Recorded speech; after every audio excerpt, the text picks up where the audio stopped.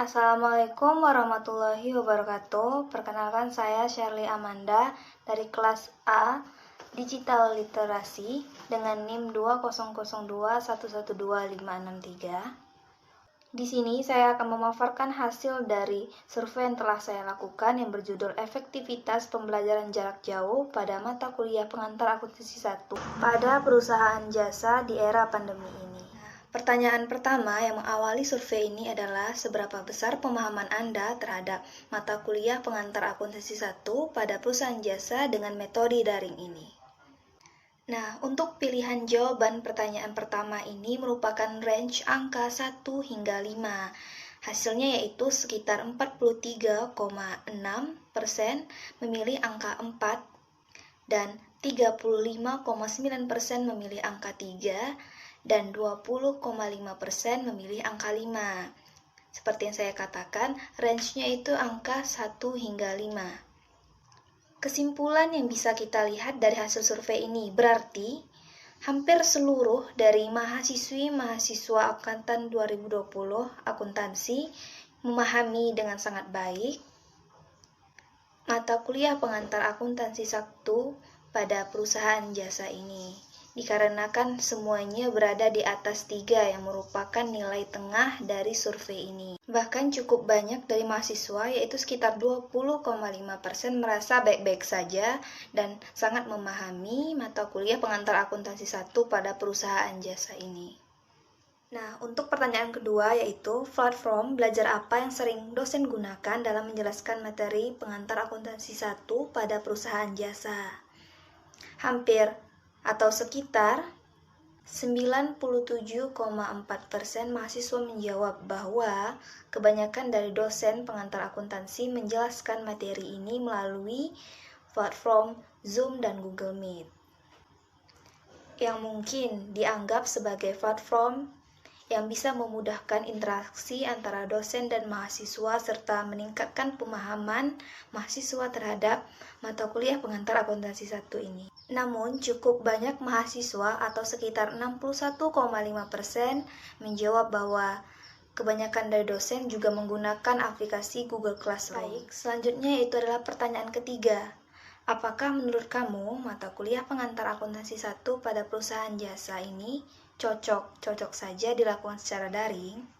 Berdasarkan hasil jawaban ini dapat disimpulkan bahwa lebih dari setengah mahasiswa merasa bahwa mata kuliah pengantar akuntansi 1 ini memang lebih cocok dilakukan secara luring maupun tatap muka.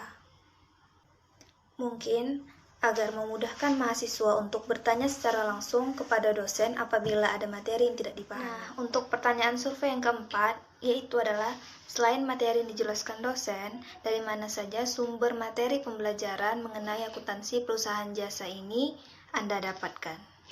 Nah, berdasarkan jawaban survei yang saya dapatkan, sebesar 51,3% dari mahasiswa menggunakan Google untuk mendapatkan materi pembelajaran tambahan. Dan sekitar 28,2% mahasiswa memilih YouTube sebagai media tambahan untuk mendapatkan materi pembelajaran mengenai pengantar akuntansi 1, yang mungkin lebih mudah dipahami oleh sebagian mahasiswa. Hal ini mungkin dikarenakan YouTube memiliki tutorial bagaimana cara mengerjakan atau membuat laporan keuangan serta menganalisis transaksi yang mungkin lebih mudah dipahami oleh sebagian mahasiswa. Yang selanjutnya yaitu via media pembelajaran apakah yang mempermudah kamu memahami materi akuntansi 1 perusahaan jasa dalam metode daring ini? Nah, berdasarkan jawaban dari hasil survei ini yaitu sekitar 82,1% mahasiswa-mahasiswi memilih media Google Meet dan Zoom sebagai media pembelajaran yang mempermudah para mahasiswa untuk memahami materi akuntansi pada perusahaan jasa ini.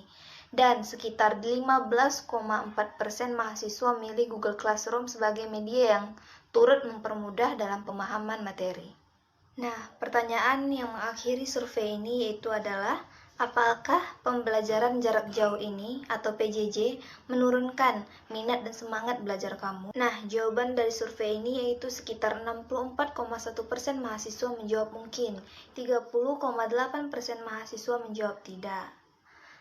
Kesimpulan yang dapat diambil yaitu adalah Meskipun PJJ ini terbilang baru diterapkan di Indonesia dan mungkin juga baru bagi seluruh civitas akademika di Indonesia, tetap saja PJJ ini tidak melunturkan semangat dan minat belajar mahasiswa. Meskipun PJJ ini adalah keputusan yang paling efektif dan kondisional di era pandemi COVID-19 ini, namun di setiap kebijakan baru pasti akan selalu ada pro dan kontra, baik kelebihan maupun kekurangan. Berdasarkan hasil survei ini, meskipun ditemukan banyak keluhan dalam memahami materi, namun hal ini tidak menyurutkan semangat dan minat belajar para mahasiswa-mahasiswi di rumah. Dan di masa sekarang ini, di mana teknologi begitu berkembang pesat, rasanya PJJ ini tidaklah menjadi halangan bagi kita semua untuk terus belajar dan bersikap produktif di era pandemi COVID-19 ini. Baiklah, sekian dari pemaparan hasil survei saya. Jika ada kata-kata yang salah, mohon dimaafkan. Terima kasih.